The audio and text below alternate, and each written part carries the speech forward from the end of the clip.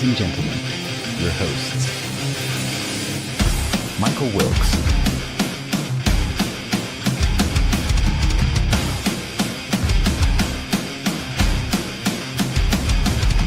Angel Ortiz,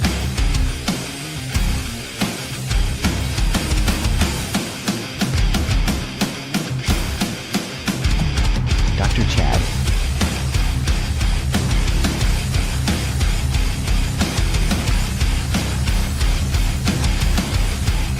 and Sam La Cavera.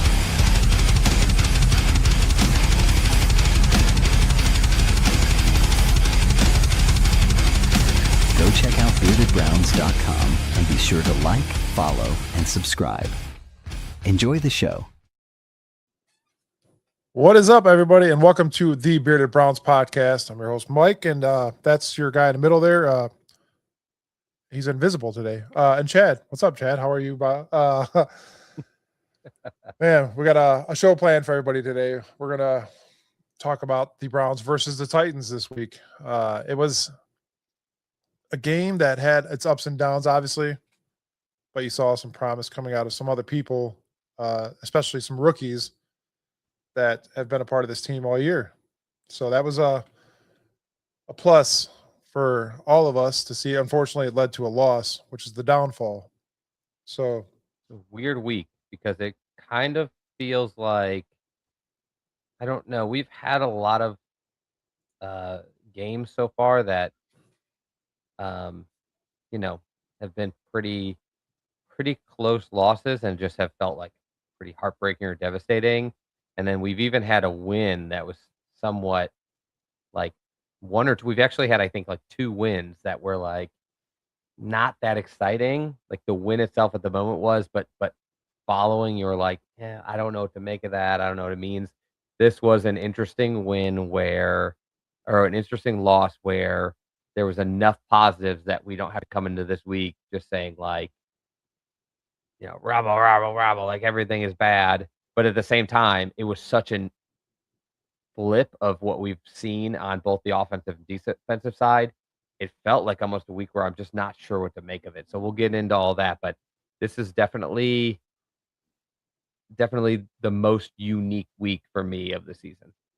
hey, remember that one unique win that we had where I left with 4 minutes left and we wound up winning? That was a good time. I remember that day. I'll never forget that day, as a matter of fact. Welcome And back. I got it. Yes. Hello, Angel. We are live. I pulled off a last second intro there. But we got it done. We are good. We're live. Right? You all right, Angel? Oh no, yeah, Maybe not. Well, I guess we'll go without him till he gets popped back into routine. Yeah, we'll get right into the Browns talk. The Browns news. Posick era is over for the year. Wyatt's in a boot and a Tillman concussion. That Tillman concussion kind of scared me, dude. It was one of those ones where you don't want to see any team have to deal with stuff like that. But I like the respect of the other guy actually literally like waving on the team medical staff, like, come over here. The dude's concussed for sure. And definitely do not want to see that. And he was one of the ones that were coming back and starting to make some things happen for the team. Yeah, he took a knock, and it's really disappointing for him. Like, it's got to be hard for him. Like, I saw a lot of fans. Like, we've talked about this over and over. I have a very different view of injuries because that's my profession. But you just see so many people, which is for me is tough, being like, "Oh, this guy's like always hurt. Get him out of there." And I almost have to like roll through the logic of guys. Like, did you see the hit he just took? That's not a like Cedric Tillman injury prone issue. He got blasted, and I'm just not sure how many tight ends or wide receivers or even running backs get up from that unscathed. Like, he got blasted. And so I feel for the kid because it feels like every time he starts to get a rhythm going with the quarterback that's out there, something comes up to just get him off the field for a while and take him out of sync. And that's been tough because when he's out there, he's been relatively good. Yeah, it's a bummer to watch something like that. Yeah. And then The reason I made sure to mention that Wyatt's in a boot there is because we had a ton of conspiracy last week that Wyatt wasn't actually hurt, Wyatt was fine, like what was going on. And then some people this week also speculated like he's not going to play, and it's because he's in trouble. But he was seen on the sidelines both at practice and in a walking boot. So I thought it was worth mentioning. Like, yes, he is obviously hurt. Nobody just walks around in a fake walking boot. And then for Ethan Pocic, which you went over, like sad, one of the worst injuries in football, definitely at the top for like total rehab time and limitation for the rest of your career, especially for a older player.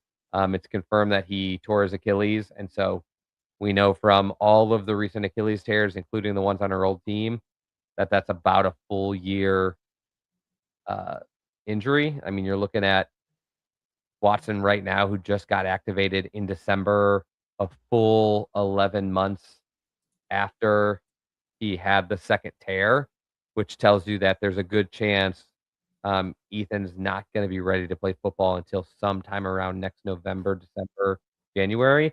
And with him being a free agent, there's a good shot that just that year he's taken off and just nobody's going to bring him in. Not going to be able to pass a physical. You'd have to bring him up, throw him directly on the pup list, and who's paying for that? So his career may not be over, although this is a major, major injury. But his tenure with the Browns is probably done. You think they're going to go with Luke Whippler most likely next year, and then bring in someone else to fill the backup role. Do you think any of this offensive line is going to return next year, to be honest? I think the only person that's going to be on the field next year for this team again, that has played, that started the beginning of this year, is DeJuan Jones. I think there's a really good case to be made that Bitonio retires, Wyatt is at the end of his contract, Pocic is at the end of his contract. Both of them are hurt right now. It's very clear the Browns were already looking into their backups a little bit before they left the field, and now they're definitely like zoning in on Tevin Jenkins and KT Levinston, and Zach Zinter was live for the first time this season, and the other guy is Conklin, is another one who is at the end of his contract. He's just got a concussion. We know his injury history. Like, I'm just not sure a scenario where anybody but DeJuan Jones comes back outside of these like backups that have been in. In fact, who is it we have playing rotating tackle on the left side? Why does this name escape me? Left tackle. Tavion The and vet pulled from the vet we pulled from the Texans. Washington. Shoot. Hold on. I'll look.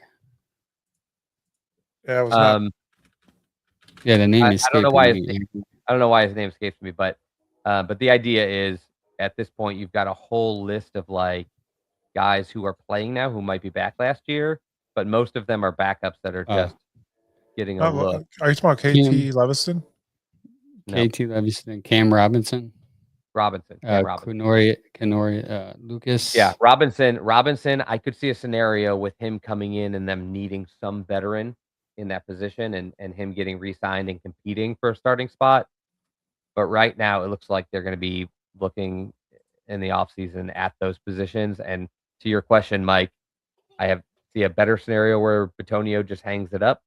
I see a big scenario where Wyatt Teller doesn't get re-signed here. I can see a scenario now. Pocic definitely isn't back. I can't believe they'd bring Jack Conklin back, which means that entire veteran lineup we've seen for so long likely out the door, which will be a big change for us probably as fans as much as the team, because we've seen these guys for so long. Do you think anything can change Bitonio's mind for retiring? I don't think. I think it's done. Sanders looks incredible, and they're like, "Hey, we found we're going back with this same group. There's no questions. We're running it back." I could see him sticking around for that. He's been one of the most steady linemen on this team, despite being 32 or 33. Yeah. Has anybody been better this year? Probably not. No, I just don't see it because last year the retirement talk came up, and it's It's got to be a big thought on his mind, obviously. And they're bad. It'd be I hard mean, to come back, but let's just say the scenario, like, if there's an unknown at quarterback, you're coming back being like, even if they draft somebody, a rookie, like, are we gonna have any chance at a good year, next year? The only scenario I can see is, like, the offense really starts ticking this last 4 games of the season, and Mhm. he feels like, "I don't wanna leave yet, I want one more run where I think we can do something with the group." I would Yeah, love 'cause it. It's just they injuries. I'm yeah, sorry. they said that he's walking around kind of like what Joe Thomas was his last year. He's Mhm. sore, walking around, slumped over. So that would be interesting to see if At the Green Bay game, he looked rough. I mean, he was it was questionable for that game, He's old. but he played, and he was just his pregame Football. warm-ups were looking like me when I wake up in the morning. Yeah. I mean, again, I see a bigger scenario where he leaves. The only scenario I could think of where he stays is the offense starts clicking and he's like believes in what they're going to do next year. But otherwise, these young guys got to get in and get a move on. I agree. I So 100% agree. Uh, so what's up, guys? Nothing. We Angel? just hit the Browns talking injury news. We skipped Okay. over the top story because we Uh, wanted to save it for you. there's a top story. Oh yeah, you're My right. impromptu introduction was amazing. I was like, Yeah, no, it's. I mean, when you have a family of a 7-month-old, I've learned anything can happen at any moment, and you just gotta be ready. And do you I heard guys my believe that? name and the tone of my wife's voice and made me believe this podcast isn't as important as my marriage. So I hear I've been bounced real quick to see what was going on. I came back. Sorry about that, guys. Did you make sure to tell her you were busy though? Yes, hey babe, I'm busy right now. I know there's a fire going on, but can you put it out for me? There was a Uh, fire? no, I'm just joking. Oh, a Oh, family fire, like, a little drama. Either way, shout out to fun my wife for times. taking care of that. Yeah, post Speaking it. of Yeah, that, go ahead. I was gonna say, let's get to the good and bad and the ugly while you're talking about a house fire. And Are we not even going to hit the top story of the entire week? Top story of the entire week is this: Shedeur Sanders named starter throughout the rest of the season. Dun, Barring an dun. injury. Barring injury. Yeah, then you have Dylan Gabriel or Zappy come in. Is it just me that's ooh, like, there's a 99% chance he gets a concussion now Yeah. that it's So finally been like, he yeah, had his first great game, he looked good, and he's being named the starter for the rest of the season. I'm almost expecting first drive of the next game, boink, yeah. and he's Yeah, out he's for all the right, cool. Kinda like it's we the won Cleveland. the Ohio That's State game with that's the Browns Mendoza. fan up here. That's the That's, Yeah. Cleveland up in my head that I can't get out no matter how long I live in California. it's Yeah. that ocean water That's that getting in salt your water is ears. into Yeah. you. Unfortunately. Yeah, he's the name starter. It's a good move. We're gonna get to his the game recap. We're gonna get more into his performance in a little bit. So stay tuned. But drop down below if you think he should how you think he would do these next couple of games. Throw us some stats. Throw us what you think how many games he's going to win. Let us know in the comments below.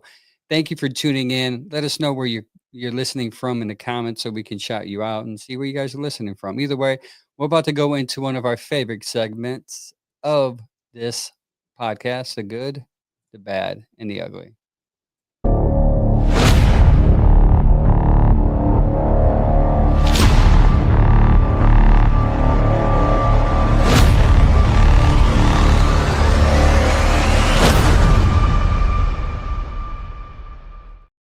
Oh, good, bad, and ugly brought to you by Allstate Insurance. Give Doug White a call. Let him know the Beard Brown sent you. Maybe he can save you some money on some car insurance today. Save Mike some money. Save them enough to buy Mike I don't know, what you going to buy A with that money? liquid You death. say? A liquid- that's how much inflation is hurting us here in Ohio that he saved enough money just buy one can of liquid. No, 2 Uh, cans. 2 cans. All right. You Okay, got you that can save raised too already. $3 on Yes. Allstate apparently. Yeah. Saturday, that'd be great because I could have called it myself 2 cans Sam, but Yeah. I can't do that today. But You can't. yeah, go ahead. Sorry, I'm sorry. Good, bad, ugly. I'll go first. Sanders production, very I'll be honest. I picked them to lose this game, but I did not know they would lose the way they lost. I said 17-14 in the chat because I thought he would throw a pick, which I was right. I thought it was gonna be a pick six. Um I thought he played well. We're gonna get again. We're gonna get into specifics later, so tune in. Either you're gonna hate it or love it. Either way, we're We would love your engagement on it. But Sanders' surprise performance for me. He showed a lot of composure and, one step forward to possibly relieving us Browns fans of who the quarterback may be. It could be 2 steps back, considering we lost 2 offensive linemen as well. So we'll see that next week. Mm-hmm. Chad, you want the bad? No, I'd like to take the ugly. You take the bad. Man. Defense gave up 31 points. It was like a flip-flop. You seen the offense actually starting to shine a little bit, and the defense completely took a turn for the worst. It was not fun watching that game. And you guys, we text throughout the game, and I literally text you guys. I'm like, I'm done. It was 14-0 or whatever. I'm like, I'm done. I'm turning it off. And I did. I turned it off for like 15 minutes, and I'm like, I can't do this. Like, my mind's going a million miles a minute. Like, how's Shedeur doing? How's everybody else looking? What are we doing? What's going on? I can't quit you. Yeah, I can't. Yeah. Oh, man, see? Yeah, I you can't. just I like- described the exact breakdown of an addict. Like, I'm done with this. I quit. I'm just gonna put it away, and it's not for me anymore. And 15 minutes later, you're sweating, shaking. Like, I just need a little more. I mean, well, how could it hurt just to have a little bit more? Yeah. Yeah. Problem, guys. We've all got it. It was horrible. Miles did get 1 more sack, so he is now 3 away from breaking the record of most sacks in a season. Yep. It just, I don't know what happened with the defense. Somebody tell me how Pollard ran 161 yards on this defense is beyond me, but I guess it could happen any given Sunday, right? Yeah. It can happen. We'll talk more about the defense when we get there because I have a couple of things I want to say, but we'll keep this train going. Chad, how about the ugly for you? Yeah, the ugly is that despite what you just said, Angel, that Sanders had his first good performance and kind of carried this offense to a level we haven't seen that this year yet. We still lost to the team that was ranked 32nd in the league, in line to pick first in the draft, and essentially, although I don't think they're the weakest team we've played defensively, or just the worst quarterback we played, it was definitely the team that everyone had expected could be picking first again, and now they're not because you couldn't actually find a way to beat them. And to me, as much as I said there's some positives out of this just for Browns fans solely who are looking for direction, as the NFL, the stat line for Boomer's fastest 2 minutes was just Browns find a way to botch a win against the worst team in the league. Titans get their second win of the season, and just hearing that from a global perspective is that's so disgusting that the headline is basically Titans able to edge Browns. I just thought this was, if there was ever an easy, every person looked at the schedule and went, okay, at least there's one easy win here, and we lost the game. We lost that game.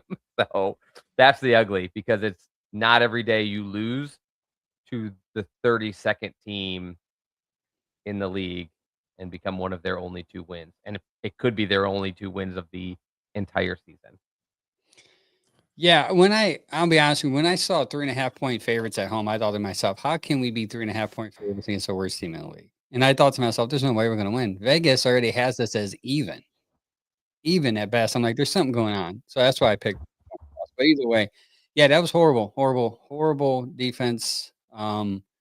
Worst that I've seen this year.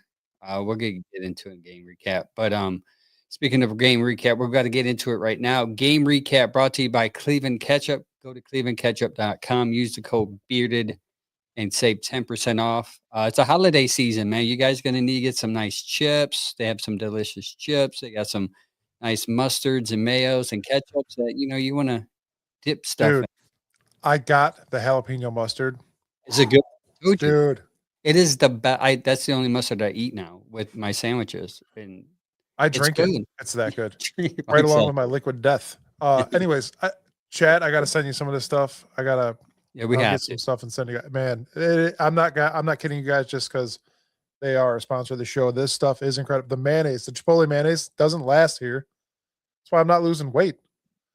But it's great. No, I'm kidding. Like leaving ketchup, diet ruiner. No, it's a really healthy, low calorie condiment, mustard. And it Mustard. sounds like they've got the jam for mustard. All natural ingredients as well, so you don't have to worry about that GMOs. that Mhm. stadium no, out east field stuff. no high, There's so no much high trash. fructose. There is so much trash in condiments. It's friggin' unbelievable that there's all of these condiments that should be mostly like vinegar based and then flavored and salted, like mustard seeds or tomato paste, whatever you want, however you want to throw it out. And to look at the label of ketchups, mustards, barbecue sauces, like guys, find the stuff that has The real least ingredients amount. and less ingredients. Look at the back of like a Heinz ketchup bottle, and like you just shouldn't even see some of this stuff. Yeah. Doesn't Everybody make sense. comment your favorite condiment. Maybe something will happen. I'll Yes. make something happen here soon. So game recap. First we'll start off with Harold Fannin Jr. What a game. He had a first ever 100-yard receiving game and a touchdown. This dude cannot be tackled and he cannot be covered. And this is only his first year, and he's putting up some historic numbers that are insane. 619 total yards, franchise rookie record. Also has 59 catches, needs 7 more to break a long-standing record of 26 years set by Kevin Johnson of 66 for rookies. That's going to be a lot. I mean, that's a lot of. He's gonna get it. Yeah, he's I going to mean, get it. barring something going crazy wrong, he's averaging like 8 targets and 5 catches a game. Is 4 games left. Like unless there's an injury, I can't imagine even if our offense regresses a little bit, he's not going to get it. It's Yeah, like looking at the Miles stats. He's so on pace. Yeah. I like this kid a lot. I think you're going to start seeing a little less in Njoku, to be honest. I think it's going to fade him away, to be honest. Unfortunately, we got a couple other younger guys in the tight end room that could fill that void as well. Yeah, and somebody pointed out to me earlier, like I'm trying to remember who it was on our X, was like, what if Harold Fannin outperformed David Njoku this year? Like, how would that affect him getting re-signed? And I very openly said, I think we need 2 tight ends. If they're not going to re-sign David, they're going to be looking at another veteran. But I also like threw out the caveat, like, don't get your hopes up. Like rookie tight ends almost never, especially if they weren't picked in like the top 15 overall, they do not like blow up their rookie year. It's just a very difficult position to develop into. And I'll be damned, he's already like he's not just outshining Njoku as far as like production, because Njoku is not having a great year. He's outshining most of he's the your leading NFL receiver. rookies in history at tight end. Like you're looking at him producing, like, sure, maybe he's not Brock Bowers, but like he's producing at rates that some of our best tight ends in the league today weren't able to do as rookies. So I don't know where his ceiling is, but coming from a school as small as Bowling Green, I know he had good games against bigger opponents, which is one of the reasons we all really liked him on the show, is that when the going got tough, he just got a little tougher, and he played some of his best games against much better than MAC opponents. But come on, guys, like the thought in my head of like him being this explosive coming out of Bowling Green as a rookie, like right off the bat, and they don't even just throw him out as tight end. He catches passes there, blocks. He runs some wildcat. He comes in as a fullback sometimes for blocking at short yardage. Like this kid is doing so much more than I think a rookie should be capable of processing. Yeah. Yeah. Yeah, he's good. He's going to get even better. I would be interested to see them drafting a tight end later in the draft just to help with blocking schemes, because I know this sounds like a fan take, but I would like to see him block less and catch more. Line up That's as why they more as a brought receiver. That's why they Well, brought they want Fannin him to here. be- He's a better blocker than He's a Njoku good for blocker. sure. I think Yeah. too, the other thing is it opens up their options. So like I said, if they can get him for the right price, like sure, I would bring David back again.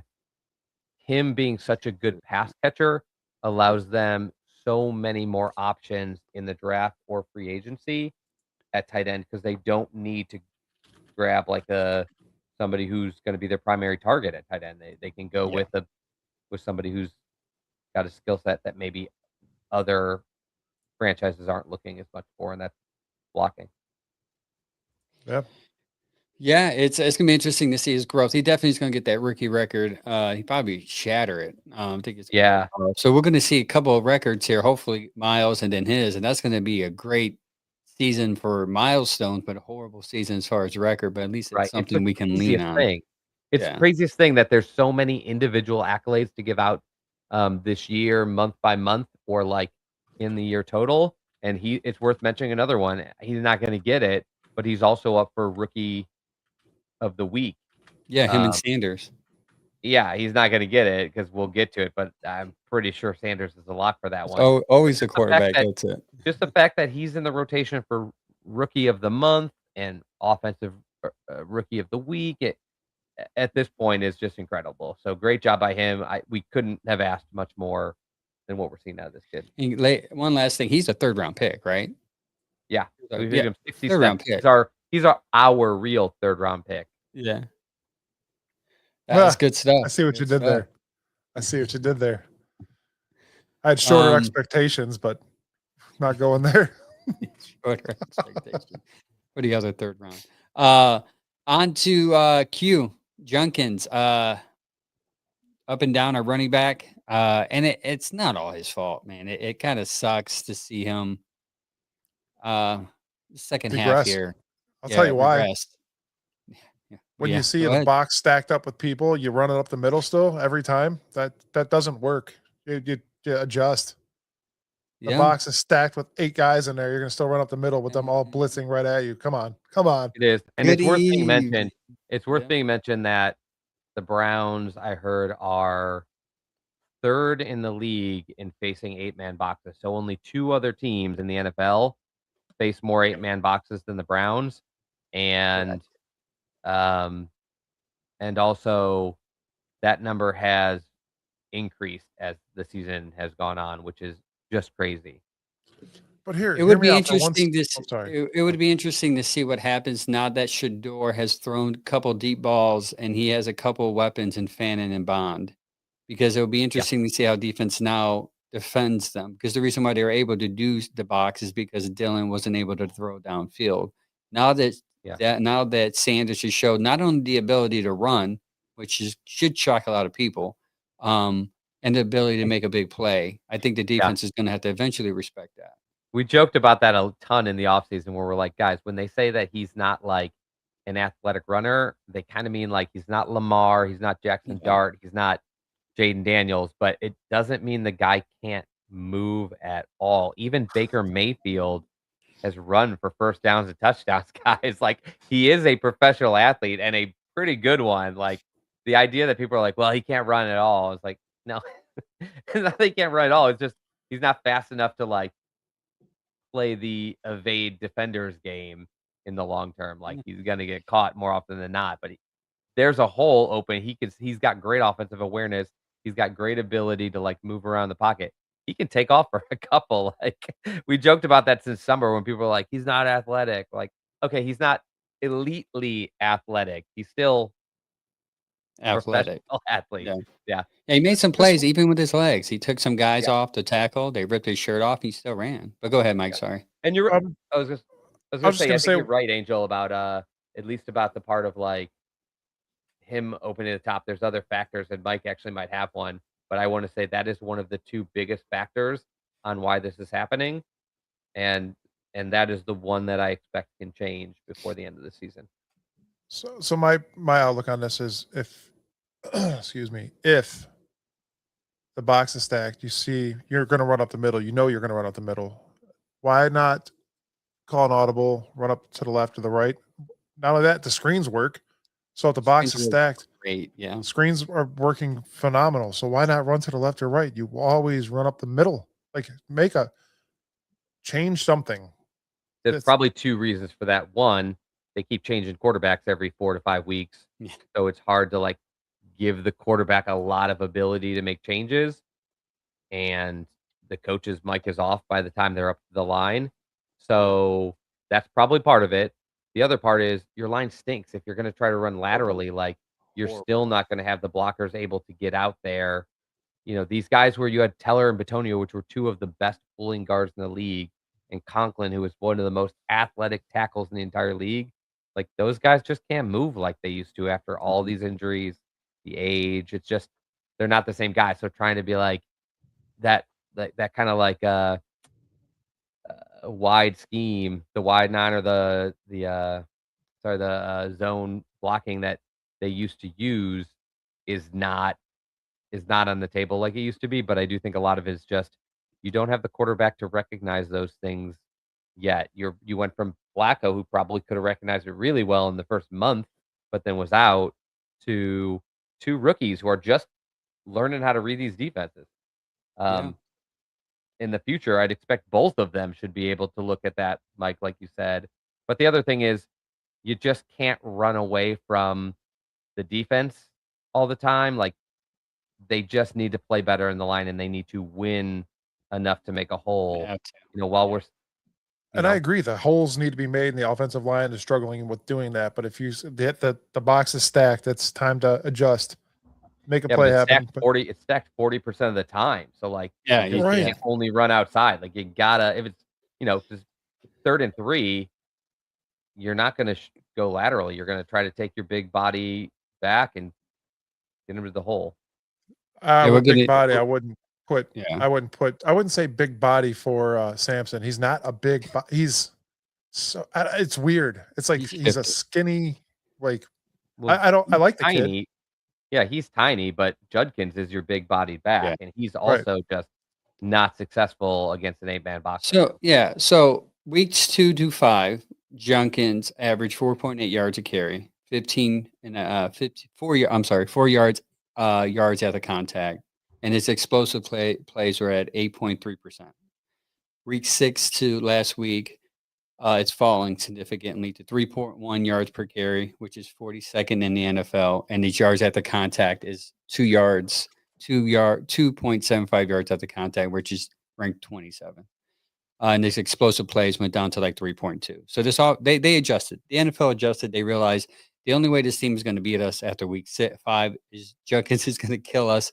Let's just stack the box. And until then, we'll see what's going to happen. I think And our I think it's biggest going to complaint about change a lot this Dylan- week because I biggest think it's going to change a complaint lot because hold on one sec. It's going to change a lot because now you see that Shedeur can throw. Yeah. Especially the deep ball. It could happen. There's a possibility for a big play to happen there, and I think teams are going to have to start being a little more lenient, just focusing on the run game because it's not going to be just runs anymore. I hope. Yeah, that's what I was Yeah. going to point out is you hope, but if you're the Bears and you watched all 3 game films of Sanders and the team that he just beat is the Titans, maybe you still go, well, they lost that game to the Titans. Why don't we just continue to stack the box Continue and it. stop Judkins and make Sanders beat us? Like that's still a very likely possibility. The Yeah. only other thing I was going to say before we move on from the Judkins and running back topic is so Samson had a pretty good game.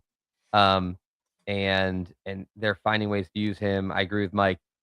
Probably not Metcalf up the middle, but he did find a way to be dynamic. And since Tommy Reese has come in with play calling, Yeah. and especially since Sanders has taken over, I do find they are trying to get him more involved. But on the Judkins topic, since he's just going to remain running back number 1 and our main guy, I think it's worth noting that his average time for contact during that span that you talked about, Angel, where like he's had a decrease in his yards after contact and his Yeah. total yards per carry.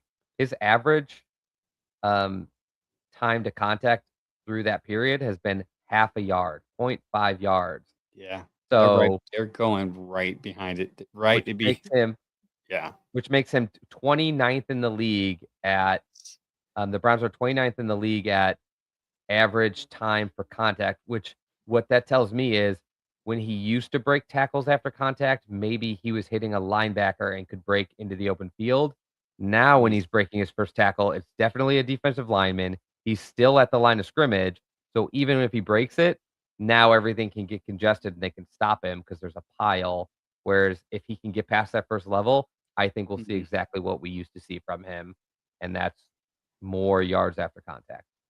Yeah, offensive line struggling, 41.8 pressure rate on dropbacks, which is second worst in NFL. 0.41 yards before contact, 0.41, which is what you talked It's about. it's also worth Worst, mentioning that even with the drop, the Browns are 29th in the league at allowing early contact, and he's still 9th in the league, though, at yards after contact. which is So insane. we are one of the worst at allowing him to get hit too early. He's still top Getting 10 there. at yards after contact, even with him getting hit so early, which is why I'm not panicking about the fact that he's been putting up 25, 30 yards. What also helps us is he made a giant play in the passing game, which tells you that he's much more dynamic than he might have been predicted to be out of Ohio State. And when he can't get it done rushing, they're Yeah. finding a way to include him in the passing game.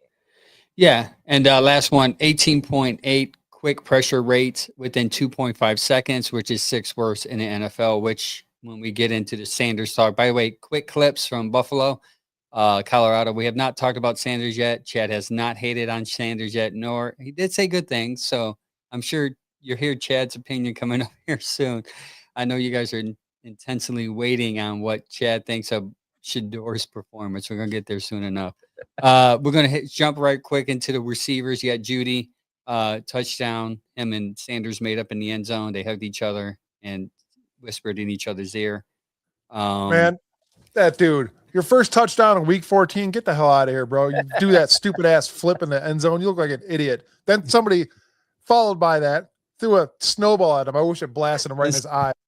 Dude, No, you don't screw want Like, that. the first thing I noticed on the He replay was like, man, fumbled, he somebody launched a fumbled, snowball right he at him. fumbled last week. Listen, he fumbled last week. And then you're looking behind you because you know you fumbled last week because you're a weak individual. You're looking behind you to make sure you can do your stupid somersault. I wish he fumbled that and went out in the end zone, touchback, ball, turnover. Yeah. Dude, Yeah, screw I mean, Jerry Judy, man. I'm sorry. shout out to Jerry Judy. Listen, I know fans hate him. Not like his performance right now, but I mean, I know I was on record before I said I felt bad for the guy. I feel bad in the aspect that he wants to be great, and the fact that the Browns have had consistent quarterback play, it's not making him great. I feel for that, but at the same time, I get why people say, "Well, he's had opportunities to catch the ball, and at times he drops it." So that Yeah, kind of that's counters part my of the problem. argument. Yeah, he has made it tough on himself because when they Yeah. have made a play to him, Correct. he's dropped too many. And like I said, I've said this 1,000 times, but he led the league in drops. He leads the league in drops this year. He also led the league in drops last year. We just didn't care because he Yeah. was actually productive. This year, He has he 10. just isn't getting it done. If he had a play like he had on Sunday each week, we'd be like, okay, he drops a few, but he's balling out otherwise. And that's just not the case. Yeah. But one thing I'll give him, like, I'm not gonna say I'm gonna give him credit for this because I didn't love the way he went about it. But we had it mentioned later. I'll just bring it up now. Chase Daniels did attribute some of the improved chemistry between Sanders and Judy, and some of Sanders' decisiveness in releasing the ball without like the play being fully developed to that interaction. And he's like, it's not just like Jerry Judy yelled at him and now it's like different. It's that they just reiterated that sometimes like veterans, even when it's your quarterback, gotta like really just lay a message. And then throughout that week, there's kind of like this mutual respect where they can go back and forth and talk at it and like work it out. But there was no doubt that he and Judy had a better chemistry this week and that Sanders was more willing to throw the ball in those scenarios where like these guys are telling him like we'll be open on this, hit it. And so I just thought Yeah. it was interesting that Chase Daniels, like a former quarterback, was like, I think that interaction actually helped lead to some increased success this week because it really like almost gives them the go of like rip it. You can rip it. I'll tell you right now, Trust me. Sanders handled that a lot better than I did because I would have been like, hey, bro, I'm a rookie. You're a veteran. Hey, bro, somebody get this dude some stickums and tell him to sit his ass down. Yeah, and a testament to Sanders because like that could Yeah, have went maturity. sour, and instead he took that criticism, probably earned some respect by handling it so calmly, and they worked on being better, and that's huge, huge for Shedeur Sanders. Yeah, I mean, And for Jerry Jeudy, for Christ's sake, who needs more than anything to to be put able up to a put good his game. money where his mouth is. Yeah, yeah, and that's what a lot of positivity is coming from me to Sanders is because his ability to show leadership in that aspect and not react emotionally, but Mhm. figure out a way to fix the issue. And now he trusts Judy. So now we're going to see growth between those two from that point forward. And credit to Daniels for bringing that up because that's a very good perspective.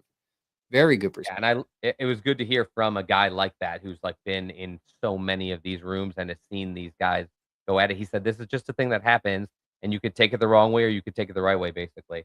So, All right, I Yeah. pulled that up. Yeah, they Uh, whispering sweet nothings in each other's ear, and that's good. They made up. yeah, he's like, I bro, no, thank you so much and for all catching the joking ball. aside, publicly, I think this is a good move because Judy publicly offended him, and then Sanders publicly made up with him. So in retrospect, they're showing the fans, look, we're good, we're getting along, we're together, let's move on.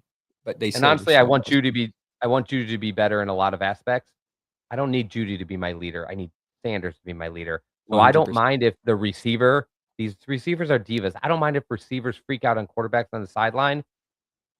I care that the quarterback can handle that situation, and I would say there's a lot of people that would have questioned whether he, as a young guy, could have or not, and he handled it as good as anybody can handle it. He took it. He made the entire situation better this week, and so just another check on your box of like, can this guy handle everything it takes to be an NFL quarterback? Yeah. You got a whole checklist, and that's a big one. All right, one more receiver we want to get into. Tillman, he went down again with a hard hit, most likely concussion, right? Did they confirm that? I didn't get to read anything Yeah, about that. he's out on concussion He's protocol. done concussion. Man, it's weird because you see him make plays and you think, man, that's what we want to see, and then this happens. Like he's just The dude just can't catch and a break. And I like said, I'd love to call him injury prone, but everybody gets injured in that kinda hit. Like, that was a yeah, he train was wreck. hard.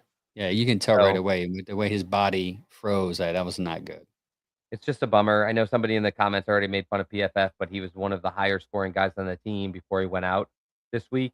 And if you look at his trends over the last, like, 2 years, when he's It's out there. there, he is consistently one of the Yes. better graded people. And if you look at just his production, he's got good yards per Reception. catch. He's got really good Yeah. catch rate per target, and he's just really productive. But he's in such chunks because he just cannot stay on the field, and it's just all different stuff that takes him out. The nervous thing is he had that terrible concussion last year, and now he's out of concussion, which Yeah. normally I can say he'll miss the next game and then he'll be back. But after Mm. last year, like who knows? He was out for 6 weeks. Yeah, yeah. Let's get into it. We're gonna get into what everyone's in the chat for. All right, we're about to get into Sanders' performance. We saved the best for last, guys. Okay, so comment below right now. Are you excited for Sanders to finish out the season? What do you think his performance is going to be like? How many wins he's going to do? And I have a question for you guys, even in the chat. If he wins some games, does that save Kevin's job? And do you want Kevin's job to be saved? That's Let I me another got to be question, hear. honest. right? I think it has nothing to do with Kevin. I think if he if Sanders does really well and they start winning games, the people that want Kevin fired will say, "Fire him because he should have had him out earlier." And the Yeah, people that that's the don't want argument. him fired are gonna say, "Yeah, this worked out exactly had they hoped for Exactly like him." So, Kevin like, planned it. it just depends on which side you're on. I don't believe this will change anyone's mind either direction. Listen, you gave him last year because of injury on the field. The team was poor this year. Injuries are starting to pile up. Yeah. Yeah, and you're in another quarterback situation where you really don't know who QB1 is. So that's about the only faith I would give him. But I'm over it now. I think it's time to move on from being so predictable in every game. It seems we win games we shouldn't, and we lose games we should win. Okay. Yeah. All right. Well, we lost this game, not because of Kevin, but we'll go into that a little bit later. Either way, We'll see. Sanders. Well, depending on who you ask, you're right. Depending on Yep. who you ask, Yep. you're 100% right. He went 23 for 42, 364 yards, one interception, 3 touchdowns thrown, and he led the team in rushing yards with 29 and a touchdown rushing. Basically, Sanders was responsible for every single point we scored, literally. He either threw or ran it in. Sanders did very, very well. I was on record in the beginning to say he played better than I thought. I thought he was going to play better than he did last week, but he exceeded better. He played better than better, if that makes sense, in my opinion. How about you guys? I think it's way better. I definitely am looking forward to seeing this kid play throughout the rest of the year with tougher defenses coming up. My gripe that everybody hates is I'll say it again and I'll live on this mound for the rest of my life. It was the Titans, guys. It was the Titans with the worst pass defense. Yes, it was. It was the same thing, exact same thing with the Raiders. I hope this kid dominates. I really It's do, no different matter than who the we're playing. Raiders. No, it's not much. I hope this kid dominates because Not one, I don't want much. to He go. scored 3 touchdowns. He I- threw 3 touchdowns and ran 1. He scored more than 8 points. So what do you mean? Against what? It's What's their defense ranked? their pass defense ranked right in the middle, 18. I I'm pretty sure they're 29th. No, I think they're overall defense is 29th total 29. defense. Yeah. Yeah, Overall total 29th. defense. Well, that day their pass defense was Also, off. he did this also without a running game. Hence the reason why he led in rushing. He also did this against a defensive line that was rushing him. I think I should have pulled up set. You're Rushed good. him Hold on. ahead of time. Go I'm going ahead. to finish up real quick. I do want this kid to succeed. Me too. I want to see nothing but good things from him. I do not want to do the quarterback controversy again next year. We did it this year, and I am how many shows do we have about just quarterbacks this year, guys? 5,000. And one. Yeah, it felt like it at least. I want this kid to succeed, and he's showing a massive amount of improvement every week. And I'm going to leave it at that. I hope this week against Bears, it's a little bit different, and we're going to go through that on a Saturday show as well. So yeah. So Titans pressured Sanders 63% of his dropbacks. So more than half. That was most in the season. A highest pressure rate of any defense in a game for the season. And he still was able to make plays in the pocket, outside the pocket. He used his legs. He made things happen. He placed balls where they needed to be placed. He made one mistake on the interception, should be a check down, but that's a rookie mistake. He'll learn from that. And he seems to always get better every week. He's no longer really running back as much. He's not taking sacks. He's only sacked twice. His EPA went from negative 22 to negative 18. So he's improving every metric. I understand you say it's the Tennessee Titans, but my argument is this. If he would have came out and only scored 8 points against that defense, people would say, hey, the Tennessee Titans defense sucked, and he still didn't do anything. He did exceedingly abundantly what he should have done against a defense that he should have done exceedingly abundantly with. So with that being said, he did exactly what he should have done, and that should be credited to him despite the opponent he was playing. Right? Chad, go ahead and hit something. I want to. Could I add? You know what? I'm going to add one more part. I'm going to add one more thing. Go ahead, sir. Yeah. So I think at what you just said, basically, like he was pressured a very high amount. We know our line has not been handling that great. I'll say pretty shocking leap from me. Like I'm with you, Angel. I thought he'd be better this week. And I'm a big believer. Like the Titans are not a devastating team to have to beat. To give a little bit more credit, though, I thought one of the reasons the Titans would be an easier opponent is not only are they 29th overall ranked defense, but the offense I thought would be so bad against our defense. I thought Sanders was going to have like a Miami level of advantage. And by that, I mean our defense dominated Miami so much. And you could say the same for Las Vegas, that it gave the offense increased opportunities, better field position. And that's not what we saw. I would say these numbers for Sanders are more pure than what we could get out of his win in Las Vegas, even though we lost, or our win in um, against Miami, because I think he he didn't have some kind of incredible field position because our defense set him up for success constantly.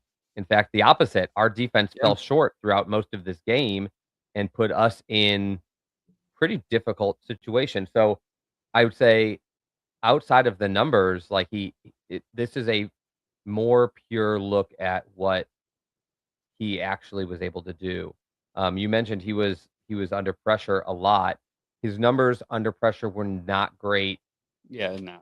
numerically. He went 11 for 26. So, Mhm. he threw well under 50%. The one thing you could say opposite, though, if you watch the film, is despite misses, out of that 11 for 26, several of those plays were so big that if he can keep that up consistently, teams will back off of giving pressure, because if you pressure a guy and he makes you pay, then you start thinking about just rushing for and dropping coverage, because you don't care if you cut his passes down to 50% by rushing if 3 of them go for touchdowns. Like that, Yeah. you cancels itself out. So, good job on him. There's still a lot to work on. He didn't do great under play action, and I think that is just all rookies. The processing and play action is so hard that that's not gonna come till later. So yeah, a mixed bag, but overall, just such a giant leap compared to what we've seen. I think this performance in the loss is so much better than his performance in the win. Yeah. And I think that for a Browns fan who knows this season is over and we're just looking at the future, that is the best case scenario. Is like you didn't change your draft status at all. Wins are going to be important to keep the morale of this team up and the veterans from not wanting to just burst. But win or lose, it's starting to get to the point where it's like, our young players who are sticking around, how good are they? And the most important one is Sanders. Yeah, Who's not really 100% getting enough Sanders. match. Yeah. He's the only quarterback to throw multiple touchdown passes of 15 yards or more this season, despite having fewer than half the pass attempts than Dylan with 74 and Joe Flacco with 185. 4 completions for 50 plus yards in his first 3 career starts joins Aaron Rodgers as the only rookies to do that. Only rookie to do that since 2000. 364 passing yards, first Brown to hit 300 yards in a season, and only ninth 300-yard passer the last 4 years for Cleveland. Third most passing yard by a Brown rookie quarterback in the franchise history. You know who he tied? Brandon Whedon. Remember him? So overall, This as a is why kid, you end your like those cuts early, so so it's not as depressing.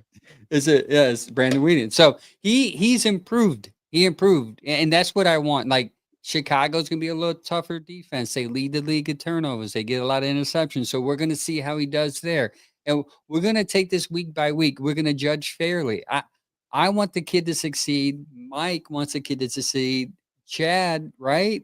Let them know that you want them to succeed. Chad, come on, Eclipse is here, Everyone man. Guys, thinks you hate him, I have but I said think 1,000 I times, agree. the absolute best thing that could ever happen to the Browns, including this team, the fans, their coaches, their general manager, is they came out of Yes. this draft with the franchise quarterback with the 5th round pick and their backup with the 2nd, 3rd round pick, because they look like geniuses in the front office. If that's the case, they take all the pressure off of having to trade 2 firsts or a first and a second to get a quarterback next year. They get to rebuild they forward this, we'll call it rebuild, like a full year or probably 2 in advance Yeah. if Sanders becomes the starting quarterback. It was since April, the best case scenario for this team is Sanders absolutely locks himself in as a franchise quarterback by the end of this year. It's just we got 4 more games to see if 4 that's more the games. case.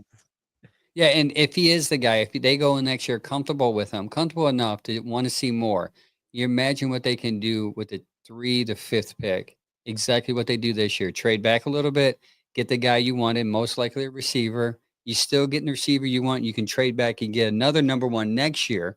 Just copy and paste what they did in the draft this year, and you can collect talent, first round talent that way. That's why personally I want Sanders to succeed because I'm like Mike. I'm tired of this cycleness of quarterbacks going over and over again. And I personally like Sanders. I like Sanders because he speaks of his faith. I'm attracted to it. I like Sanders because he's a good kid. He's tough. I like Sanders overall. And so I'm hoping He will this kid. never be accused of some heinous crime in Yeah, any situation. I don't if believe he's in any way in danger of being like a social like malfeasance. He's the right guy to root for, and we've been rooting for him the whole time. The difference was, and it's worth bringing up now that he was finally good.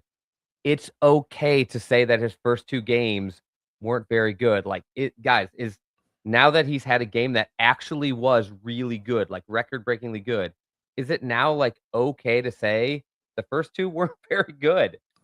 Yeah. They just weren't great performances, and we know why, and they weren't against, like, the most devastating defenses in the league. They just weren't good. He sucked against the Ravens, but that's easy to explain. He just got thrown in at halftime, like, on a whim, no game plan for him, no practice reps. The next week, he didn't play very good against the Raiders, but we won anyway, so it was like, okay, we'll take the W, but I would feel better about a W if it was led by our offense. And then the next week against a very depleted Niners team, he really struggled to find open receivers. And, but we're not, it doesn't matter. Like, that doesn't matter that a guy has a bad game or 2 early. A lot of the best quarterbacks in the league weren't even on the field yet at this point in the rookie year. Mahomes Yeah. wasn't, Jordan Love wasn't. There's just a pile of guys. You can go through the list. There's tons of guys that weren't even on the field by the beginning of December of their rookie year. And so in that aspect, like, he's in early and these are his first games regardless of the month. So I think that's where I've had a problem with, like, not Sanders, but Sanders fans, is it's been so hard to be honest about him when he struggled because everybody would blow you up. I think hopefully now that people see, like, an actual great performance from him, they can take a breath and go like, "Oh, this performance was awesome." Like those last ones, he's evolved from that because that's well, what we're looking for. worst case scenario, we could be like the Indianapolis Colts and pick up 45-year-old Philip Rivers next year. Grandpa. What a situation they're in. That sucks so That's bad. To Quick Clip's comment, he says, with all due respect, you guys don't understand. He is driven, passionate. No, we understand. We understand. Matter of fact, I was going to bring that up. His passion, his leadership went down 31-17 with 6 minutes and 21 seconds to go. 7 Yeah, plays I for 3 agree. yards in a minute and 50 seconds and scrambles 7 yards to make a touchdown, to make it 31-23 because they decide. We'll talk about that later. I'm going to Next ask Quick possession. Clips a question really quick. Are you just a Shedeur fan or are you a Cleveland fan? Because if you're a He's a Cleveland Shedeur fan, you would understand what goes into this city's quarterback room every single year. So you got to understand the Disappointment. hesitation. Yeah. Quick Clip. So as a Browns fan, Mike, that's a perfect thing. The reason why we're skeptical is because we were born this way. We're born to be skeptical because we're always hurt. Listen, Baker, ups and downs, gets traded. Now he's in Tampa playing well. We if trust us. We want Shedeur to be the man. The other thing the reason I say things like Shedeur had a great game, and so the games before that, like, this is more important than the 49ers game, more important than the Raiders game, because we're moving towards something. But the reason I'm also, like, a little step back at, like, there's 4 games left, we don't have to make any declarations yet, is because if you're from Cleveland, you watch somebody like Colt McCoy come out and have a couple good games his rookie year to the point where the Browns could say, like, "Oh, we're gonna pass on a guy in the first round the next year," only to come out and win 3 games the next year because that he really wasn't the guy. So I don't need to see 1 good performance. I don't need to see 3 good performances. What I need to see is this list of check boxes for a franchise quarterback, and he doesn't have to have hit them all. I just need to see him progressing towards them. And this game checked off a lot of boxes, but nothing matters unless he can continue to do it. Yeah. Like you said, I've seen Brandon Whedon have a good game. I saw Johnny Manziel have a good game. I've seen Did he terrible have a good quarterbacks have game? a I good don't game. remember John having a good game. So that's I don't why remember people in Johnny. Cleveland who have followed Cleveland sports for 20 years or Yeah. more are immediately going to say, "Okay, I saw it. Show me again," because we've seen some of these guys bust out a great game, and then they can't keep it up, and that's a problem. I'm gonna Yeah, hit I'll say Dorian's that. comment really quick. I'm sorry. The Yeah, Browns go should ahead. be No, you go. embarrassed of how they handled this whole situation. No, they shouldn't, because what you did is you drafted Dylan Gabriel in the 3rd round. You're not going to put a 5th rounder in before you start a 3rd rounder. That would be handled horribly. Obviously, they saw something in camp, and Dylan Gabriel could have shit the bed and looked horrible at camp, but you're not going to still do that. People are going to want Yeah. to see the number 3 before your number 5. And yes, it made him look stupid and foolish because now Shedeur Sanders is out here blowing it up. Blowing it up. I mean, And then that's next all week, with the assumption. That's all with the assumption that if Yeah. you had thrown Shedeur out earlier, We don't, he we would don't have know. continued to be this good, Mm. and we just don't know that. Yeah. And I think Shedeur said it best, like it's fate. Like it's just the way it meant to happen. Like I don't look at it that way because as a person that believes in purposeful driven whatever, I think it was just this is just the way it should have happened. And it's great. If it continues down this pattern, it's great. Also too, I'll say this and then we can move on to the defense. I mean to a video. The fact that he came down twice, back-to-back drives, and put you in contention to win that game, or at worst case, tie that game, showed me a lot that of who he is as a player. And that excited me more than anything I've seen up to this point as him as a quarterback. That he took the team on his back and drove down the field twice, made plays in and out of the pocket. That kind of made me I said after the game, even at their loss, I told my wife, I said, I think the Browns should just roll with him next year. I'm that set on 100% in on Sanders. You go in Sanders, draft some talent around him because he's doing this with a horrible line and a number 2 wide receiver that's number 1. Fannon's technically the number 1 wide receiver, and he's a tight end. You get talent around him, he's just going to get better. That's just going to be my take, Yeah. and that's the take I I'm going to agree. lean on from this point forward. Yeah, and it's I mean, yeah, I'll put it out there one of these times. Like I've mentioned it a few times. Like there's a quarterback checklist for me about like a franchise quarterback, and we've had these discussions like what makes a wide receiver 1, what makes this, what makes that, and for me, the most difficult one is franchise quarterback, and one of the biggest check boxes you can have for me. And it's one of the things that even the last guy that I thought was our franchise quarterback didn't seem to hit early in Cleveland, and that's being unfazed by pressure. And so we Yep. know Sanders is under about as much pressure as anyone in the league because he's so famous.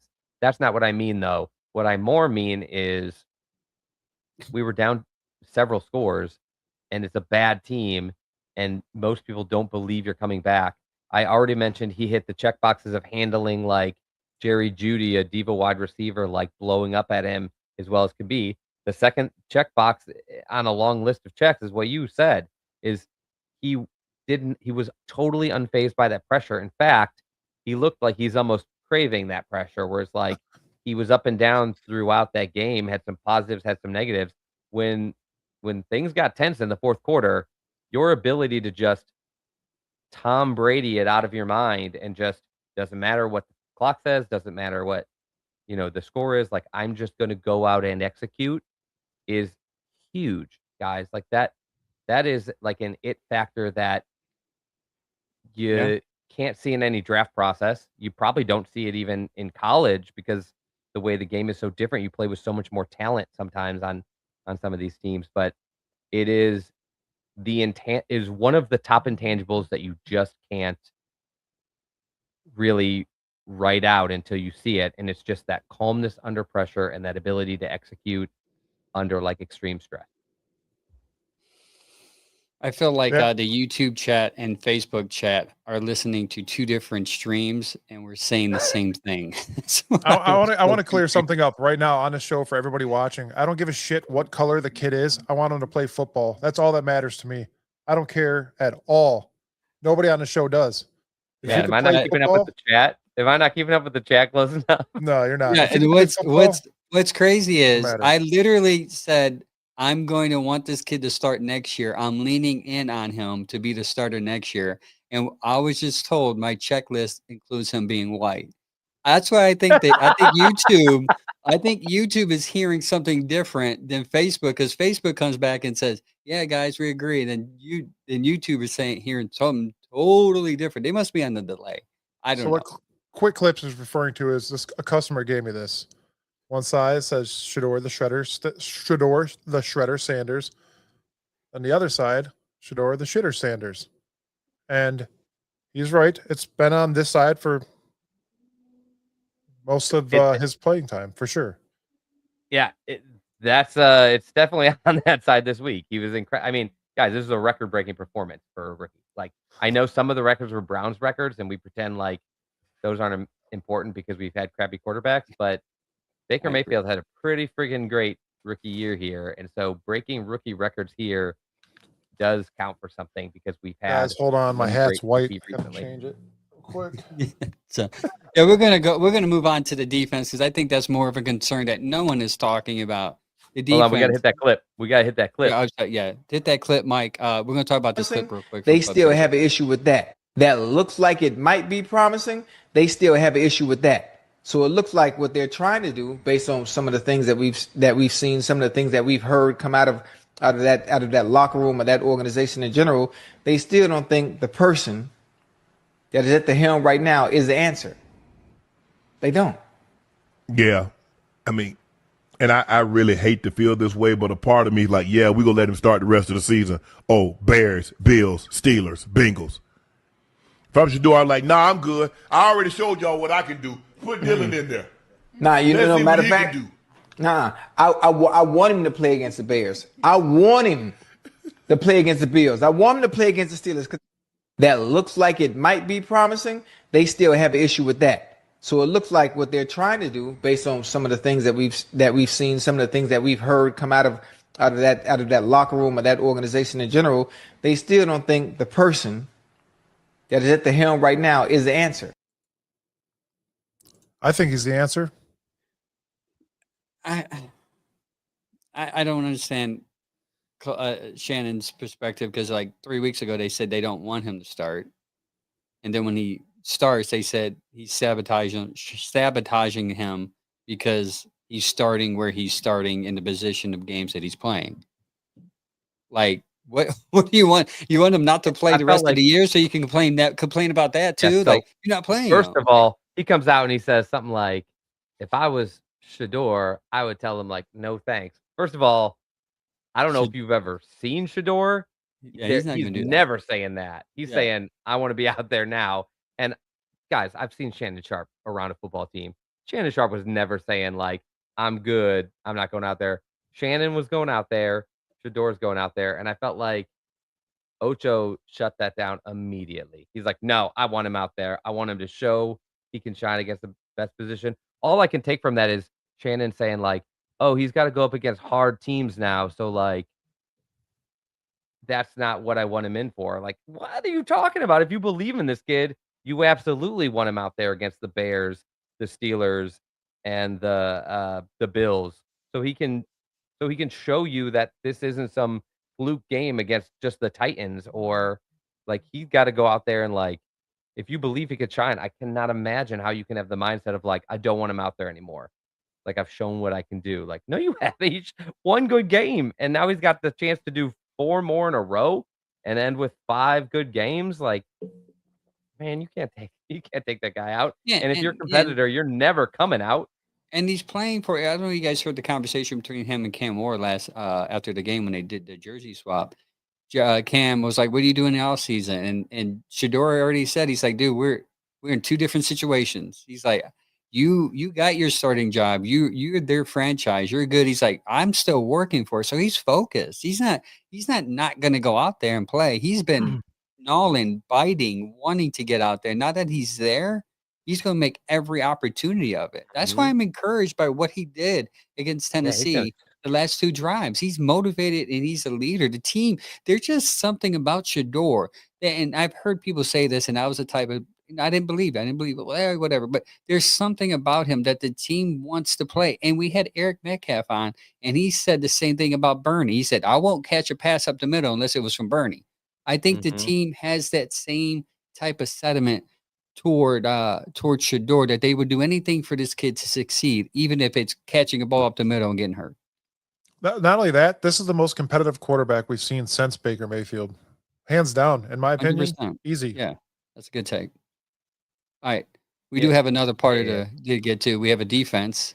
A defense, even though we forgot that the defense even existed Yeah. because they I didn't almost show want up. to ignore the defense this week because, yeah, this will be the one week I want to talk the least about the defense because what a disappointment that was. Yeah. So the defense Here, gave up you guys 30. want the defense sound? Yeah. I got the defense for you. Hold on. Where did it go? Here it is. Toilet song. Yeah. That's it. Turn down your headphones if you're listening because that was loud. Either way. Um, Well, not on that's my how end. loud the crash was in Huntington Bank Field when you had a rookie quarterback drive down the field and went up 7-0. By the way, that was the first time the Tennessee Titans on their opening drive scored any points on any team all year on their opening drive. Was on the top 5 defense. They gashed you. This guy named Tony Pollard came in and gashed you for 162 yards and could have been 200 if it wasn't for a penalty because he ran 40 yards. They had to come back. 25 carries, had 3 touchdowns on you. And this is the coach that the people want to replace Kevin with. This is insane that we and everyone's ignoring it. They're like, "Oh no, it's the 2 calls and at the goal line, and they should have put Shedeur in, or they should have." The issue is you scored 29 points for the first time, well, second time all year, and you still lost because your defense gave up. Your top 5 defense gave up 31 points to the worst team in the league, and yet we're too focused on our head coach and 2 questionable play calls at the goal line that they shouldn't even been in. It's insane to me that we are not crapping on our defense. Well, some of us aren't crapping on our defense right now and not expecting better from them because whenever it matters the most, they crap the bed every time. Hence, Houston game in the playoffs, they crap the bed. And the fact that people want Jim Schwartz to be a head coach and he shows up like this, they gashed you in between the tackles. There might have been By the reasons way, for it. it's worth Insane. bringing up just on that side note. It's worth bringing up Jim Schwartz head coaching record is like 31-50 or something like that. So for all these people that are like, you gotta fire Kevin because it's a results-based business and he's whatever, he has a 42% win percentage. You're looking at a guy that was 30-50. He almost lost like to not quite twice as many games as he won. Guys, Yeah. that's awful. Like that some of the guys I also have heard another one worth bringing up is I've heard a ton of people this week suggest you should fire Kevin and you should promote Tommy Reese to head coach. So you're taking a first-time coordinator on an offense that no one has been happy with this entire year, and that's another choice that you guys have for head coach. Do we just hate Kevin at this point so much that we're like, put in anybody that has Anyone. no business being there Put Mike in there. in that seat? Like, Yeah, who's calling the plays right now? yeah, at least if you're gonna say like fire Kevin, like and finish that sentence with a good coaching prospect, please. Like, I don't mind if you're like we've said over and over, like if you're not on board with Kevin at this point, like sure, the record for the last 2 years justifies him being let go, but at least come in with a much better option to replace him, not all the other guys that you're unhappy with this year, and stop giving us options of guys who last coached in like 2005. Like neither of those are legitimate. coaching options.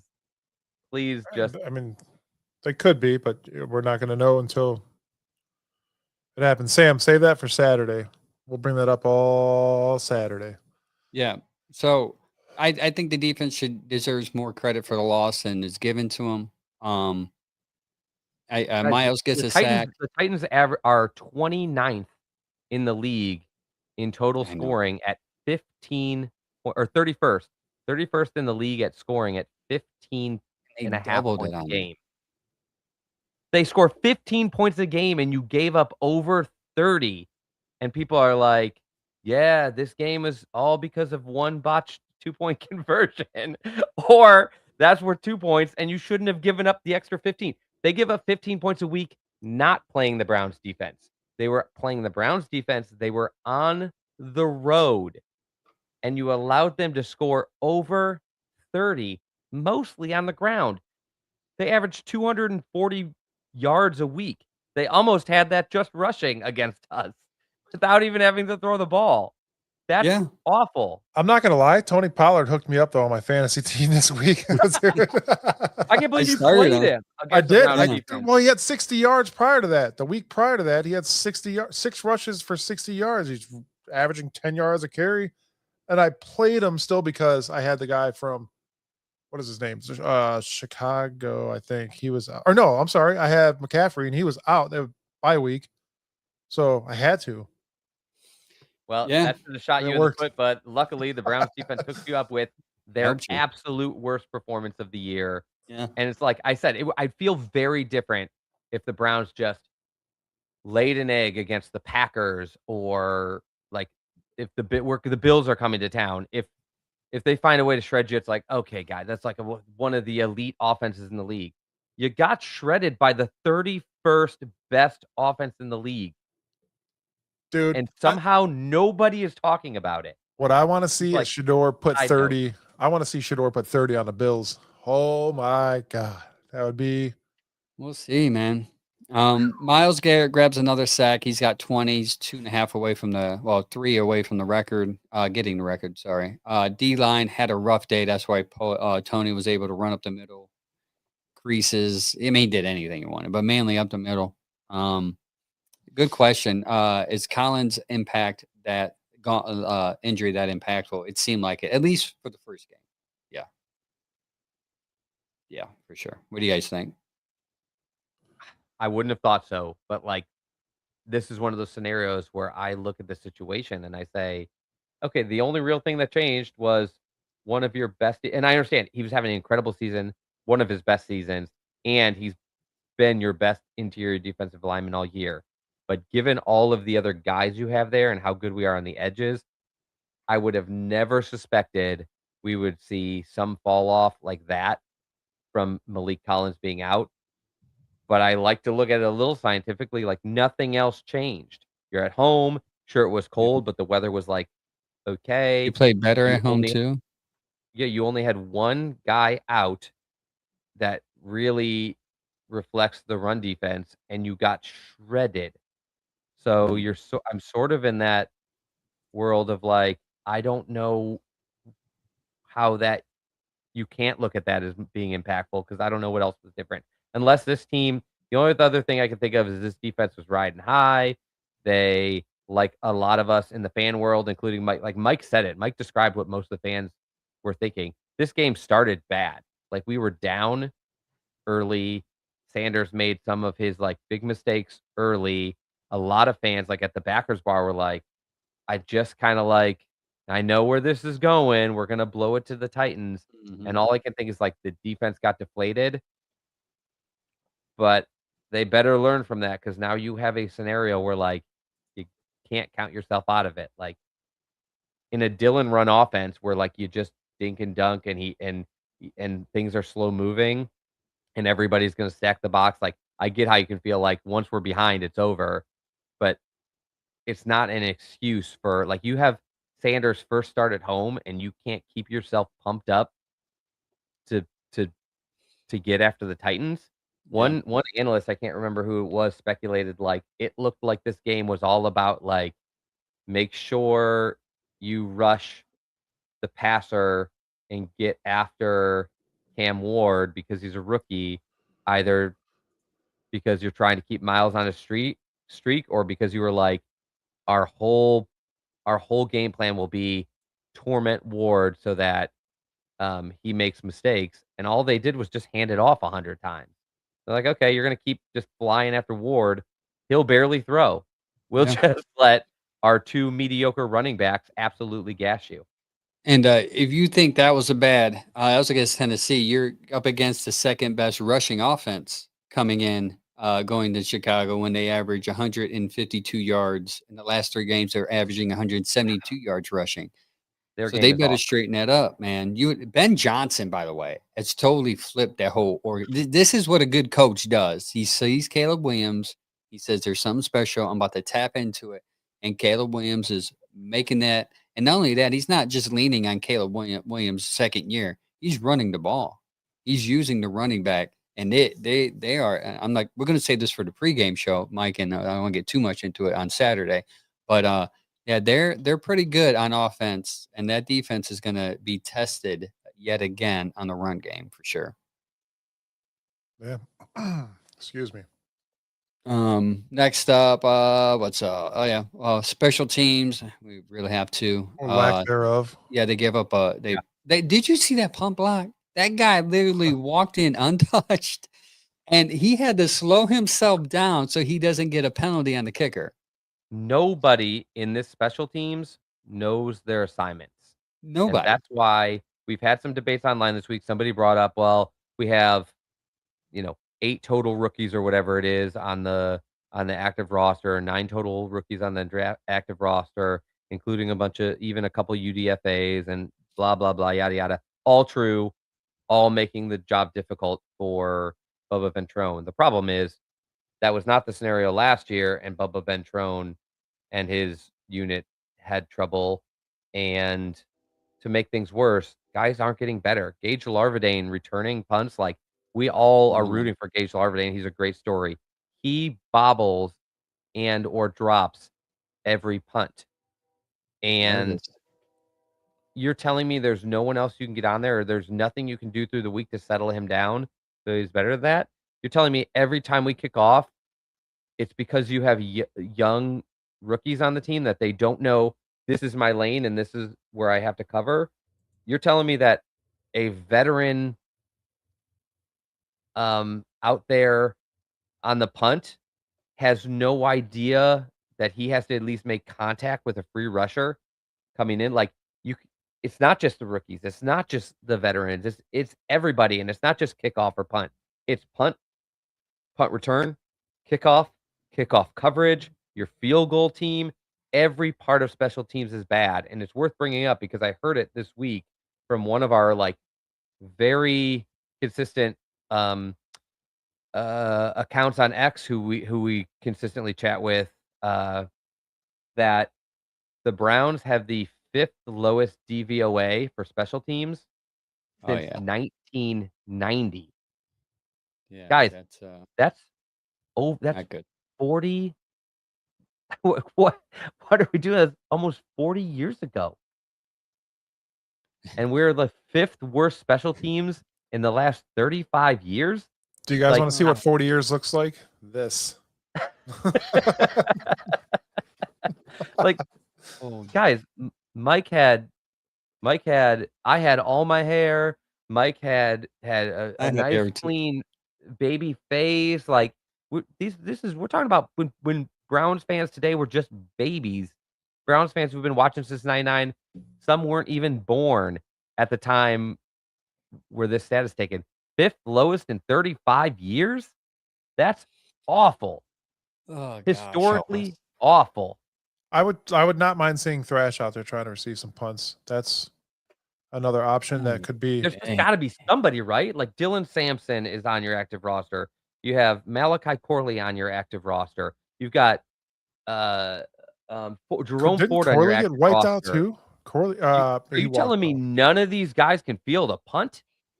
Yeah. You telling me none of these guys on this roster can stay in their lane on a kickoff? Like, nobody can execute on any phase of the game? We all called, as our one off-season firing, we all thought Bubba Ventrone would be gone after the final game of last year. And then the biggest talk now is like, do you fire him this week or do you wait till the end of the season? I guess I'm fine waiting till the end of the season because what does firing him now actually do? But like, you can't get any worse than this on special teams. I agree. Special teams brought to you by I'm just playing. You're like, I don't want that segment. Why you gotta put my sponsorship underneath the horrible There's special teams. Hey, Can we special have teams dude? What can we get dude presented wipes by in here? Dude Wipes. Yeah, seriously. I actually got did these from forget the to mention stadium. the that clip was brought to you by Lego Heads Barber Saloon. Get a quick clip over there at Lego Heads Barber Saloon and talk to Marlon. Let him know the Bearded Brown sent you. Next up, we have a segment called the Blame Game. That is brought to you by Bearded Bastards Barbecue Sauce. Go to beardedbastardbarbecuesauce.com and use the code Bearded15. Save 15% off your order. They are starting to sell coffee, by the way. So that's something you can, if you're into coffee, they have flavor coffee, maybe you can dabble. But use our code and save some money. But here's the blame game for you guys. Oh yeah, we're doing that.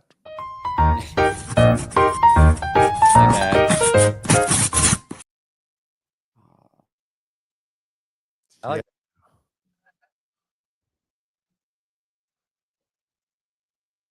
Are you frozen, Angel? You all right? Oh no, I'm on the delay. Sorry. I'm watching the screen because I'm waiting for it. I didn't hear it in my ears. The blame game. I didn't hear it. I'm like, why ain't did he play the music yet?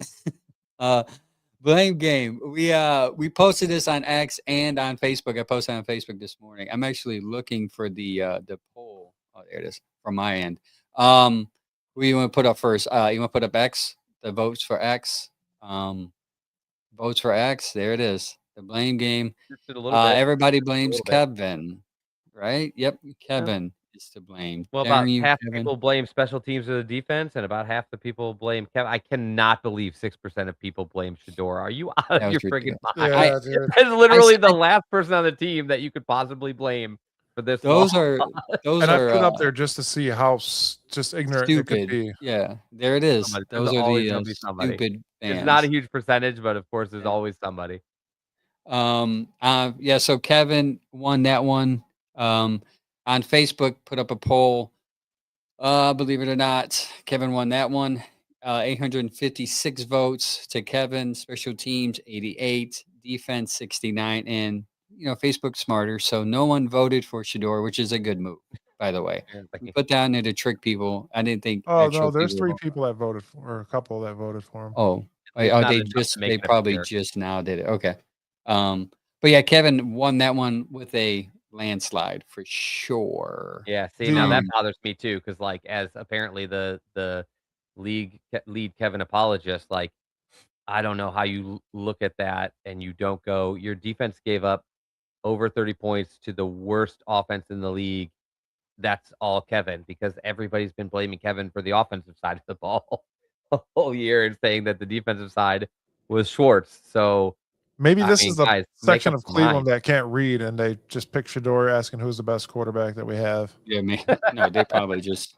No, those are true haters. Like if you're gonna go and blame Shedeur for the loss after he's the one that put it on he 100% of the offense was on him. I mean, it's just crazy. But a lot of Kevin gets the blame because of the 2-point conversion. We could hit that before we leave. The 2-point conversion botch play.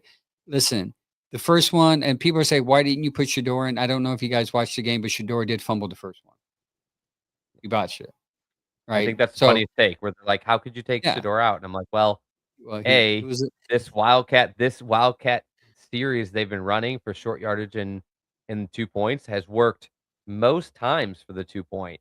I think there is a time. I think if you look at it in the long run, if Sanders earns his spot as like the franchise quarterback, they're probably not going to take him out very often. But the reality is this play series has worked a lot and it was going to work again.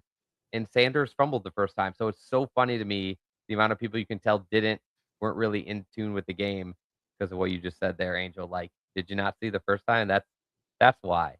But realistically, I saw the play. It was a successful play. It was would gonna have been. work. I think there's no bigger definition of brain fart than what happened to John. Judkins. And I am almost sure what they said was, okay, we're gonna snap this to you. You're gonna run over. Unless somebody falls and it's like you can walk in, I know you're what gonna happened. toss it Yeah. to Larvadane. And he was looking to see Double if coverage. he had any open lane. And Yep. then but he didn't realize, like, Larvadane just flew by, like, and he realized, like, oh like he's already Yep. passed me, and turned around, and it was like, Yeah. now the play's completely off. But guys, if he makes that pitch like he's supposed to, Larvadane Touchdown. jogs I mean, 2 into the points. end Yeah. zone. So what And you happened there was it was man defense, and the guy that ended up disrupting the play read the play correctly, and he was supposed to be on. The ideal was that if Larvadane was to get the corner was to get follow Larvadane, and then Junkins would run it in.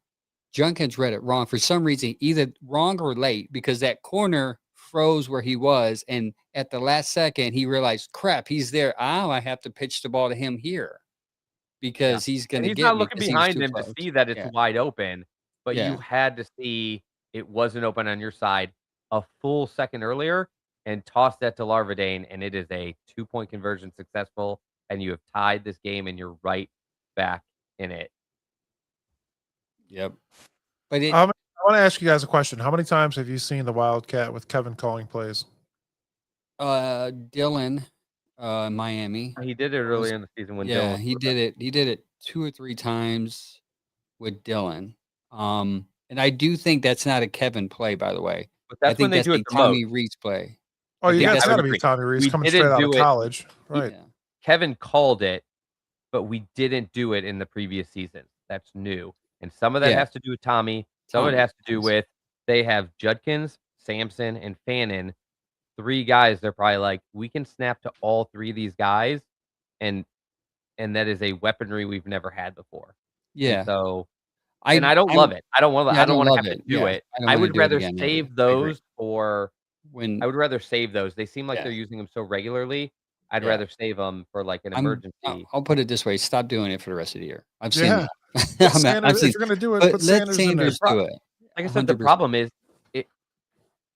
it works most of the time. It hasn't worked the last 4. I mean, they had, and the reason why they do it for fans that don't know, the offensive line sucks so bad, and you can't run against with this offensive line. We gave you the stats earlier. If you did, listen to the beginning to show how bad this offensive line is. So what they do is they bring an extra blocker in. That's why they have Junkins with the ball, because if you have the extra blocker, you have an extra lane to get into. He's a tougher runner. He can either pass or throw. Right. That's why they do it. I'm not making the excuse of why they did it this time. I'm on record saying, stop it. Let's just stop it. Let's run Shedeur. Let him learn. He fumbled it because it was a bad snap by the new center, Whippler. They knew they were unfamiliar with each other. They should have just chalked it up. I They should get be it. very That's familiar with communication. each other. That's who's been snapping Yeah. to Sanders for probably most of the year You know what? That's a because good he's point. not the starter. We can't say So Sanders needs reps with the ones and then say he can't function because he's getting reps with the 2s and 3s. These yeah. are the guys. Yeah. He should have My perfect chemistry biggest with Larvadane. Yeah. My biggest issue is that he brought you down at that last field. He brought you down, and then he was on fire, man, that last drive, and you took the ball out of his hands. And I Kevin's biggest knock is situational play calling. Sometimes he needs to read the situation and understand I'm gonna veer from what I know and just follow the wave of emotion and let Shedeur just And ride I'm with just it. not sure if that's Kevin's play call even though. No, That oh, feels like Kevin or Tommy. I'm sorry. I'll also forget Tommy. Tommy's the play calling or the structure in which they call plays sometimes needs to be tossed out the window and say, all right, this situation calls for this, Yeah.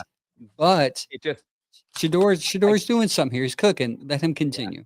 I guess this one only bothers me because the players didn't execute, Yeah. and if they did, it was going to work. And that's not the play I want to blame the coaching for. If they call a play and I the agree. players just bombs, you're like, that's rough. But if the play, like, it's just like, if 4th and 1, everybody gets pissed when you throw. Everybody just wants to run Judkins up the middle. Then they call Yeah. like a bootleg or a play action. You Why didn't you throw it, run? and there's a wide open Harold Fannin, and he drops it, and people get mad at Tommy Why didn't Reese. you And I'm run? like, Yeah. but it was gonna work. he was about to score a touchdown, and Yeah. instead he dropped it. Like, the play was a good play. He tricked everybody, and it would have worked. I guess it just bothers me. There's plenty of time to be mad at the coaches, but when the play was gonna work and the player fudged it up, that's when I need to be mad at the player, and I just don't get why Browns fans don't have the capacity. You guys just love Because Judkins so much they coming want from Ohio Kevin State, out. you can't Yeah. bear to criticize him? You can't look at Yeah. Judkins and go, "God, you fudged that one up." Yeah, you messed it up, so to answer James' question, why did they go for 2 down by 14? Analytics. That's the best answer I can Because give we're the you. Browns. It's better to go for 2 the first time and get it, and then you pay for the win or tie with the second score, as You give yourself opposed 3 to scenarios, yeah. guys. If you go for 2 the first time and you get it, you win the game with you win the game with another touchdown and extra point. If you go for Yeah. 2 and you miss it, you still You have go a for 2 chance to go next for time. 2 the second time and tie it, and the third scenario is the one we had, like, you miss both of them, that's how you lose, but there's also a lot of ways to lose I'll going for 1. I'll say this, though. I know a lot of people wanna fire Kevin, but to the point we just made, you're giving rookies an opportunity to make plays, and they're rookies, and they're fumbling it. The play is there. If they were just to execute correctly, then this would be a moot point. Did you So, see? go ahead. Sorry. Did you see the press conference when somebody asked in the press if they've practiced that play?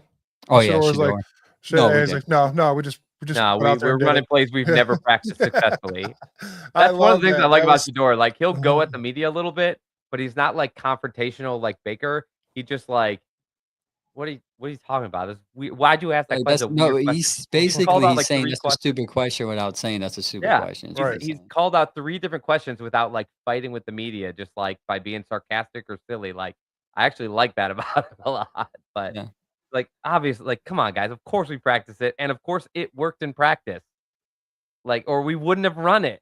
Like, why Yeah. it's killing in practice, and that's why we ran it, like, but it just, got away from him, but, again, Yeah, I'm ready guys, for if you I'm think on Kevin record needs saying fired, fine, just pick the right reasons. Pick a yeah. legitimate reason. Well, that's what I'm saying, like, if you guys really watch the 22, like, some of these play calls, the receivers are open. Shedeur is getting it to them, he's learning, so I think that's gonna get better the next couple of games, that's fine. Dylan didn't see him, that's why he's not the starter, that's why he's not playing. The one So thing we when all people thought he say fire could do. Kevin and Tommy, I'm like, I don't know if they're gonna do that because they're gonna look at the tape and say, "Look, they're We've just not watched all executing." 22, right, Angel? We've watched all 22 Yeah. film to see, and we've gotten analysis from offenses that the Browns have had that didn't work. Like, we had a Freddie Kitchens team, the offense didn't work. Like, nobody was ever open, no holes were made. It was Dear. a terrible scenario with a guy we know, with people we know were good players. He couldn't make it work with OBJ, Jarvis Landry, Nicholas Chubb, and Baker Mayfield. Like, there are bad offenses. Yes, this offense is giving nobody the feels lately. But I guess my only point is you watch these film breakdowns and we love Jake Burns and Brad Ward. Check out the OBR's film breakdown. I'm sorry, check out Jess Brown's film breakdown. The former OBR guys have started their own thing. Check out Brown's film breakdown. You can also see these film breakdowns from the last 2 weeks um with Jake Chase Daniels, right? Daniel, Chase and he Daniels. does really great ones. And you watch the one with the 49ers, yeah, there's a ton of plays to be made. Sanders didn't make them. That's why it's so encouraging that he did this week because they were there last week. But the offense there's not enough motion. I think that has somewhat to do with only 4 games with a veteran quarterback and the rest are with Yeah. late round rookies who like have a lot of NFL to learn. But when you look at these film breakdowns, guys, you get it. These offenses can work. Guys are getting open. They're just dropping the ball, or you have quarterbacks. Kurt Warner said this week in an interview about Shedeur, he says, I see a lot of very early timing reads that he doesn't see yet. And he holds the ball waiting for like a either more open play or a bigger play to be made later. And a big difference he saw between the Ravens, which was a nightmare, the Raiders, the 49ers, and today is he still missed a lot, but he made so many more early reads this week. And so that's a huge He's improved. testament to like, okay, this is what this offense can be if they Yeah. just continue to progress with the playmakers in there. They're all rookies and Jerry Jeudy guys. It's like, Yep. including your quarterback, the most important position in all of sports. Like, worry less about the offensive structure for now and more about, can these guys, especially the young ones, get it together and start executing? And Yeah. it's going to be fun to watch him the next couple of weeks. With that being said, I got to go. So we all got to go. Thanks everybody for tuning. It's high stream. Everyone's watching, everyone's interacting. Thank you for tuning in, commenting, share the feed, follow our podcast on Spotify and Apple and iTunes. Sorry. We're on every platform. Continue to support. We appreciate it. And by the way, big moment for us today. 8,000 followers on Facebook. We hit 8,000 followers on Facebook. So thank you to everybody that is over there. Those boomers that are following us and interacting with us on Facebook. That's huge. For 2 years. For 2 years, 8,000. That's good numbers. I believe That's we're awesome. close to 800 on X, which is good. Mhm. Chad's running that. So continue to support and show us some love. We'll be here Saturday, 10 o'clock. Mike and Sam will be talking it up against about the Chicago game, the pregame. So Gary will be here with us as Gary, well. yeah, Gary too. Yeah, sorry. So that's it, man. Shedeur, we believe in you. We love you. We're not racist. Until next time, like always, go Browns.